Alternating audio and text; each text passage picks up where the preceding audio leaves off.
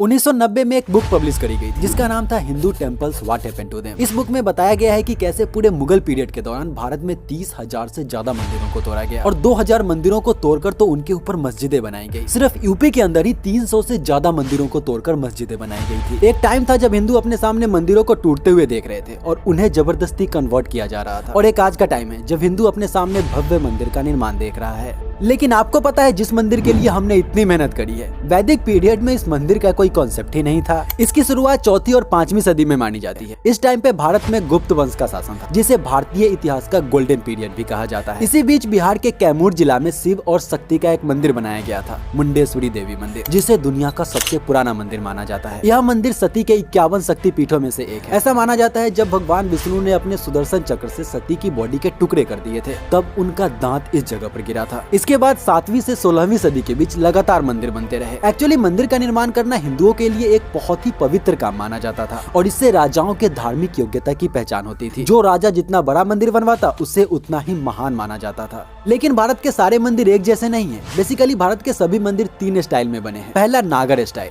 यह north India की शैली है। इसके एग्जाम्पल्स है भुवनेश्वर का लिंगराज मंदिर, पुरी का जगन्नाथ मंदिर और कोणार्क का सूर्य मंदिर। अयोध्या का राम मंदिर भी इसी स्टाइल में बनाई जा रही है। दूसरा है द्रविड़ स्टाइल, यह साउथ इंडिया के मंदिरों की शैली। इसके एग्जाम्पल्स है मदुरै का मीनाक्षी मंदिर, कांचीपुरम का कैलाशनाथ मंदिर और तंजावुर का बृहदेश्वर मंदिर। और तीसरा है वेसर शैली जो कि नागर और द्रविड़ शैली का मिक्सचर है। इसके एग्जाम्पल्स है एलोरा का कैलाश मंदिर।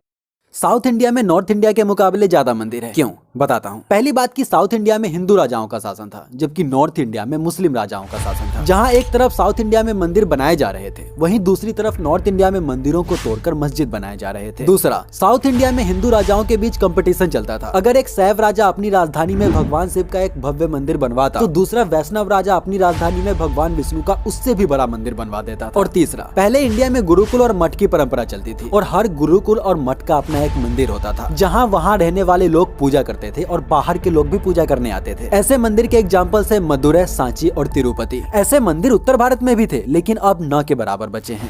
आज 22 जनवरी 2024 को इस मंदिर का इनॉग्रेशन है। लेकिन 22 जनवरी ही क्यों? कहीं यह कोई पॉलिटिकल एजेंडा तो नहीं है? क्योंकि अभी मंदिर पूरा बना भी नहीं है और शास्त्रों के अकॉर्डिंग जब तक मंदिर का शिखर नहीं बन जाता और कलश स्थापित नहीं हो जाता तब तक प्राण प्रतिष्ठा नहीं हो सकती। कुछ ही महीनों में इलेक्शन भी है जबकि मंदिर 2024 के लास्ट तक कंप्लीट होने वाली है। बाकी आप समझदार हो, इससे बीजेपी को काफी ज्यादा फायदा होने वाला है। लेकिन इसे सिर्फ पॉलिटिकल एजेंडा कहना सही नहीं होगा। लाखों हिंदू है जो सालों से इसकी मांग करते आ रहे हैं और कुछ ऐसे तथ्य भी है जो 22 जनवरी का समर्थन करते हैं। जैसे कि हिंदू कैलेंडर के अकॉर्डिंग आज कुर्म द्वादशी है जब भगवान विष्णु ने कछुए का अवतार लिया था और समंदर मंथन में हेल्प किया था। हम सबको पता है भगवान राम भी भगवान विष्णु के ही अवतार है, इसीलिए आज का दिन चुना गया। दूसरी बात, मंदिर का गर्भगृह पूरी तरह से कम्प्लीट है और यह बात शास्त्रों में भी कही गई है कि पहली मंजिल बन जाने के बाद वास्तु पूजा करके गृह प्रवेश की जा सकती है। अब मैं आपको प्राण प्रतिष्ठा का मतलब समझा देता हूँ। किसी भी मूर्ति में मंत्रों के उच्चारण के माध्यम से उसमें जान डालने की प्रक्रिया को प्राण प्रतिष्ठा कहते हैं। इंपोर्टेंस ऑफ राम मंदिर। हमारे इतिहास की किताबों में पिछले 1500 सालों के इतिहास पर ही फोकस किया गया है और इन 1500 सालों में ही हमारी सभ्यता बर्बाद हुई है। लेकिन भारत का हजारों सालों का स्वर्णिम इतिहास है जिसके बारे में कभी बात नहीं की जाती। लेकिन आज हम मॉडर्न होने के साथ साथ अपनी पुरानी सभ्यता को साथ लेकर चल रहे हैं और यह बहुत अच्छी बात है और हमारे देश के लिए यह जरूरी भी है। एक तो हमारे देश में टूरिज्म बढ़ेगा जिससे देश की फाइनेंशियल ग्रोथ तो होगी ही और साथ ही साथ दुनिया भर में हमारी सभ्यता की पहचान होगी। किसी भी देश की संस्कृति और सभ्यता उसकी पहचान होती है और इसी के दम पर कोई देश टिका रह सकता है, आगे बढ़ सकता है। यह बहुत ही ज्यादा जरूरी है कि हम आगे बढ़े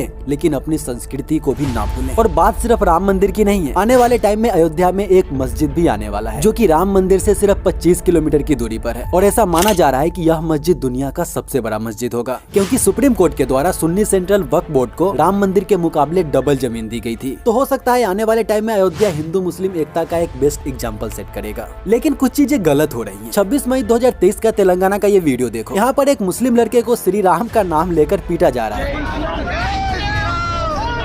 और जब उसकी प्रेग्नेंट बहन उसे बचाने आती है तब भी लोगों ने नहीं माना। ऐसा भी बताया जा रहा है कि इससे पहले 7 मई को यह मुस्लिम लड़का इमरान एक गैस सिलेंडर बॉय को चप्पल से पीट रहा था। हो सकता है यह बात सही हो लेकिन इसकी वजह से इमरान की बहन का मिसकैरेज हो जाता है और उसका बच्चा मर जाता है। अब झारखंड का ये वीडियो देखो। यहाँ एक मुस्लिम आदमी को हिंदुओं की भीड़ ने उठक बैठक करवाया और थूक चटवाया। हो सकता है उसने कुछ गलत किया हो लेकिन ऐसा करते वक्त भगवान राम का नाम लेने की क्या जरूरत थी? ये हमारी सभ्यता नहीं है। जय। इस वीडियो के लास्ट में मैंने दो काफी इंटरेस्टिंग वीडियो डाला है जिस पर क्लिक करके आप अपना नॉलेज और बढ़ा सकते हो। जय।